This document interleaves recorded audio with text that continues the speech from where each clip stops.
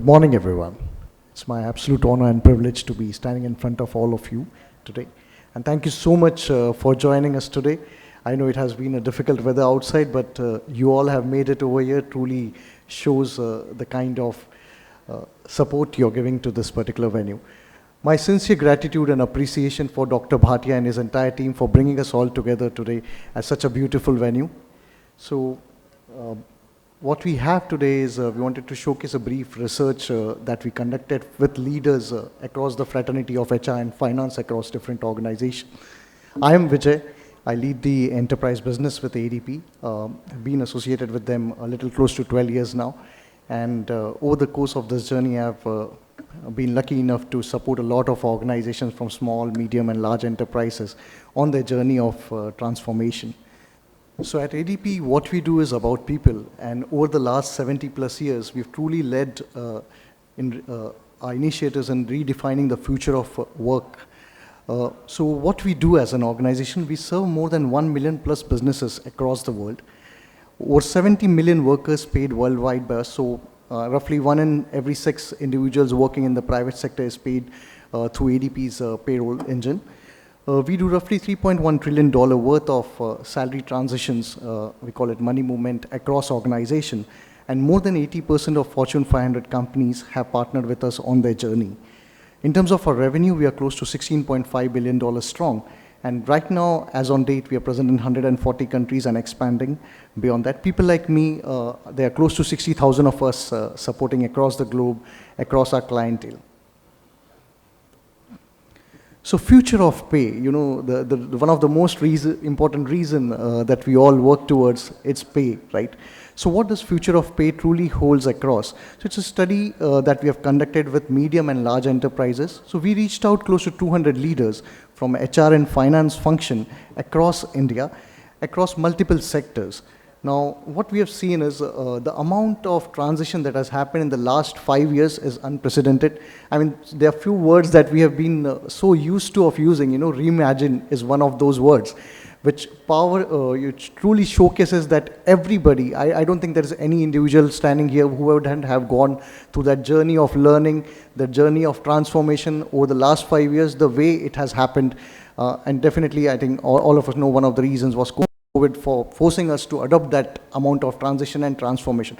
But as Dr. Represented that, you know, technology is just an aspect of it, but it is how we bring the human-centric approach towards it that matters as well.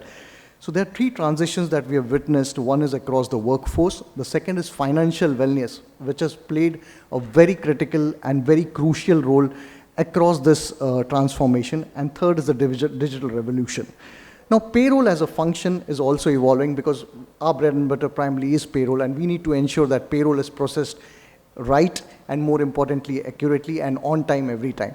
And that is what we are responsible for across the 1 million plus clients that we are working with today. Now, what we understand is how payroll can enable a business growth and success, right? So there has been a big shift in how we look at pay today. The importance of payroll data is very critical. As he mentioned about, you know, predictive analysis. Likewise, payroll, the legacy information that are there with the organization, it helps to understand how the transition has happened across different bands, across different levels in the organization. The compliance landscape is ever evolving and ever changing. I think last 3 years we have witnessed more than 250 odd amendments coming in India alone. And as we all call it, the boogeyman, the code on wages, as and when it comes in effect, it will impact a lot of organizations. Data security. I mean, India is amongst one of the few countries who've been impacted tremendously with the amount of ransomware attacks happening, the amount of security breaches today organizations are facing, and the payroll being a very critical element towards it. And most importantly, the kind of ecosystem the digital transformation is bringing across. Now, how a return to human-centric approach is also very critical, because while these technology pillars will be important and imperative to establish a strong foothold, at the same time, bringing the human approach, that is what all of us as leaders are truly responsible for, because there's a lot of upskilling that is required at a very constant and consistent pace across organizations. And if we are able to bridge that gap of upskilling, because today, CTO doesn't just play a role of a CTO, they also play a role of a CFO. A CFO doesn't just play a role of a CFO, they also play a role of a chief compliance officer, right? So a lot of these upskilling initiatives across levels, across organizations, super critical. And how we can truly reimagine pay with the combination of technology and also the other initiatives is very critical. So we connected with close to 200 people, and what we understand that, 90% of people are considering payroll critical data to be very important for them to make decisions within the organizations, basis which they can hire, they can drive their cost management initiatives, they can also drive their total cost of ownership initiatives. Now, 40% of respondents say they use payroll and employee questions coming in from the C-suite, which is a change that they are seeing. And more queries, more questions are coming in from more than about the senior manager positions in the organization. Now, how organizations are using this data is to attract and retain talent, compliance, as I mentioned, code on wages, very critical, and to also understand the workforce composition across the organization to drive the D&I initiatives as well. Now, digital transformation is super critical. 49% of people have assured it. Now, 42% people indicate that transformation is a major initiative. Now, if you see the other function after HR that has truly gone through a transformation in the last 5 years is the finance function overall. Now, while upskilling becomes very critical, there is a lot of automation improvement skills that are still required across organization. Again, analytics and reporting skills are super critical. And most importantly, how you bring in the business improvement expertise across to the organization is very imperative. Now, 80% of our respondents agree that they will have to introduce a faster access, early access to pay. It's no more a definition that, I'll wait for a 30th of a month or a first of a month for my pay to come in. Is there a early wage access? And there is technology that can support that today, right? Can we have a bi-weekly payroll? And these kind of questions, when you're working with a larger demographic population across an organization, how we've seen also, how COVID introduced that everybody started focusing on insurance, right?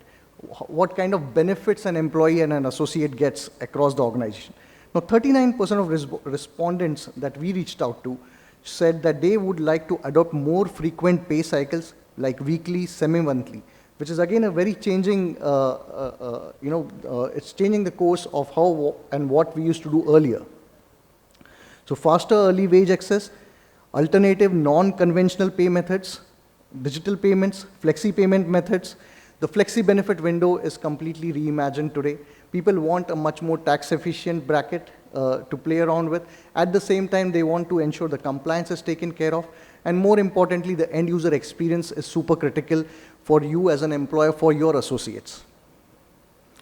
So, while the report is available over the website and you can download it across, but overall, I think the pay plays a very fundamental element because all of us are working for it, and how that function evolves within organization will shape up the future course of experience for your associates, because if your associates are much more engaged, that will enable to drive more growth for the organization and more importantly, mitigate all the risks pertaining to compliances.